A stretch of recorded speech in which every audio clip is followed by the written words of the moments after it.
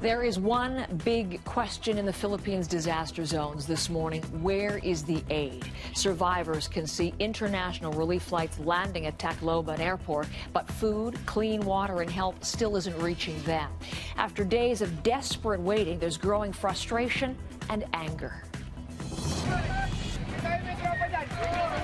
More troops are now in Tacloban. It's increasingly tense and potentially explosive. In a village to the north, there's an unconfirmed report of a gun battle over food. There's also word this morning of 8 deaths when a government warehouse collapsed on people scavenging for bags of rice.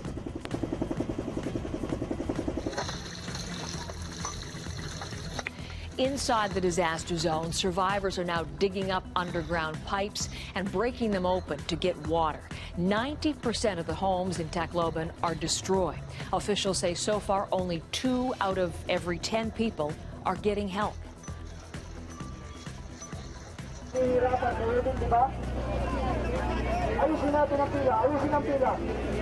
That is the scene again this morning at Tacloban Airport. Thousands are begging to get out, but overwhelmed rescuers can only take just over 100 people a day.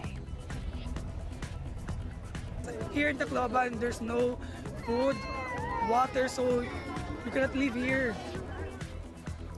Andrew Lee is one of our CBC reporters now on the ground in the Philippines. He's in Cebu, one of the main distribution points for international relief.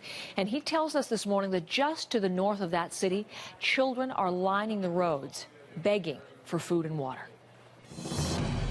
As we headed north further and further, it just got worse and worse and worse. And suddenly you started seeing children and for many kilometers begging on the sides of the street, holding up signs saying, please help us. We need help. We need food. We need water. This area is accessible. We could drive in. Still, we stopped and talked with people. They said they received help 5 days ago and nothing since then. Which really amazed them because they know that people can get to them, and they're very frustrated by this. You randomly would see some do-gooders coming by, quite literally throwing water bottles out the back of a truck, or rice packets, noodle packages, and kids would be scrambling all over the streets, almost getting hit by cars, just trying to get some food. We pulled over, and I spoke with one young mom, and she said that she was given very little food, and then, she revealed to me that she just had a baby 10 days ago.